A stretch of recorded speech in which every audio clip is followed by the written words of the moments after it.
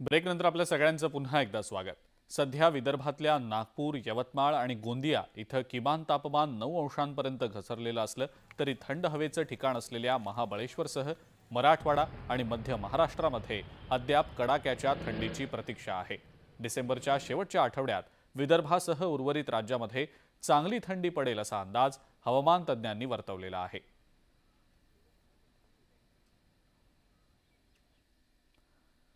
काही दिवसांपूर्वी पडलेल्या अवकाळी पावसामुळे कापूस पिकाचं मोठ्या प्रमाणावर नुकसान झालं। त्यानंतर कापूस पिकावर लाल्या रोग आणि बोंडअळीचा प्रादुर्भाव झाला आणि त्यामुळे संपूर्ण कापूस पीक वाया गेलाय। कापूस पिकाचं मोठं नुकसान झाल्यामुळे जळगावमधल्या ममुराबाद इथल्या शेतकऱ्यानं तब्बल 7 एकरावरच्या कापूस पिकावर रोटावेटर फिरवलाय।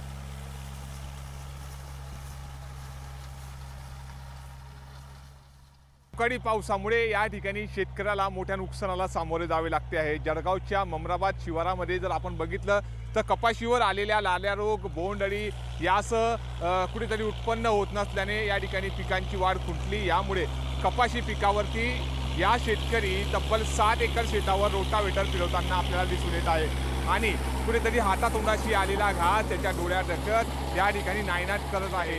असे शेतकरी आपल्या सोबत आहे। दादा, काय सांगाल, आज तुम्ही रोटावेटर तुमच्या डोळ्यात ढकलत या ठिकाणी शेतात फिरवत आहेत, काय नेमकी तुमची भावना? कारण अवकाळी पावसामुळे लाल्या रोग आणि बोंडअळीचा प्रादुर्भाव जास्त झाल्यामुळे त्यामुळे माझा खर्चसुद्धा निघत नाही आहे आणि त्यामुळे शासनाने याची दखल घेऊन काहीतरी आम्हाला मदत करावी। मी आज 1,40,000 रुपये कर्ज काढलेलं आहे, तर ते फेडायला बी म्हणजे निघेल का नाही हे मला असं वाटतंय की त्याच्यामध्ये उत्पन्न आज मला फक्त 30 ते 35,000 रुपये येईल मला फक्त उत्पन्न।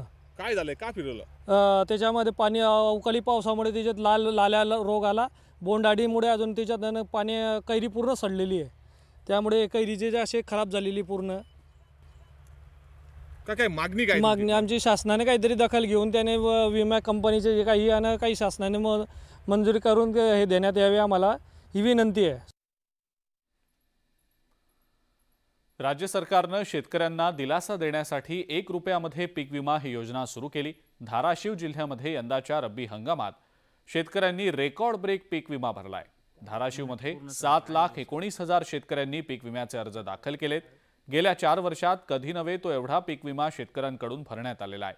15 डिसेंबरपर्यंत 2,73,000 हेक्टरवर पेरणी झालेली असून जवळपास सगळ्याच क्षेत्राच्या पेरणीचा पीक विमा शेतकऱ्यांनी भरल्याची माहिती जिल्हा कृषी अधीक्षकांनी दिलेली आहे। यावर्षी 7,19,743 शेतकऱ्यांनी आपल्याकडे विमा उतरवलेला आहे आणि त्याचं क्षेत्र आहे 4,85,000 हेक्टर। जवळजवळ 2,000 कोटी त्याची इन्शुर्ड अमाऊंट आहे आणि जो प्रीमियम आहे म्हणजे शेतकऱ्यांचा 1 रुपया असेल, राज्य शासनाचा हिस्सा आणि केंद्र शासनाचा हिस्सा असा एकूण 212 कोटीचा प्रीमियम विमा कंपनीकडे जमा झालेला आहे। या 1 रुपयाच्या पीक विम्याच्या योजनेच्या अनुषंगानं ही आत्तापर्यंतची सर्वात मोठी आकडेवारी आहे शेतकऱ्यांच्या सहभागाची। शेतीसाठी रात्रीऐवजी दिवसा वीज द्या अशी मागणी धाराशिवमधल्या शेतकऱ्यांनी जिल्हाधिकाऱ्यांना केलेली आहे। सांजा या गावच्या शेतकऱ्यांनी जिल्हाधिकाऱ्यांना याबाबतचं निवेदनही दिलंय।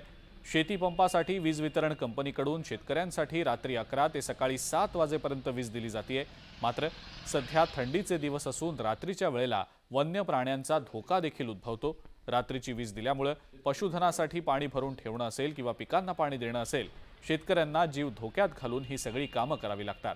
त्यामुळे दिवसा 4 तास आणि रात्री 4 तास शेतीसाठी वीज मिळावी यासाठी या गावातल्या शेतकऱ्यांनी जिल्हाधिकाऱ्यांना निवेदन दिलंय। त्याची रात्रपाळीचा लाईट जी वितरित करते वितरण मंडळ, त्याचा जो टायमिंग आहे तो संध्याकाळी 11ला येते आणि सकाळी 7ला जाते। म्हणजे आता एवढे थंडीचे दिवस आहेत, गारव्याचे दिवस आहेत, याच्यामध्ये शेतकऱ्याचा जीव किती धोक्यात आहे। एक तर पाणी थोडं थोडं आहे आणि थोडं पाणी असल्यामुळं ते साठा करायचा, त्याच्यात 1-2 तास मोटर चालण्यासाठी रात्रभर जागायचं आणि ह्या सगळ्या गोष्टी सगळे ज्यावेळेस लेकरं बाळात सगळेजण झोपतात त्या टायमाला शेतकरी हा शेतात जागा असतो। रत्नागिरीतल्या उंबरशेत मायनिंगमधून बेसुमार वाहतूक सध्या सुरू आहे। उंबरशेत मायनिंगपासून केळशी ते साखरी जेटीपर्यंत 10 किलोमीटर बॉक्साईट वाहतूक करणाऱ्या वाहनांच्या लांबच लांब रांगा 24 तास लागलेल्या असल्यानं धुळीसोबतच ट्रॅफिक जाम होण्याचं आणि अपघातांचं प्रमाण सुद्धा वाढलेलं आहे। या मायनिंगच्या वाहतुकीला आळा घालण्याची सध्या मागणी केली जाते।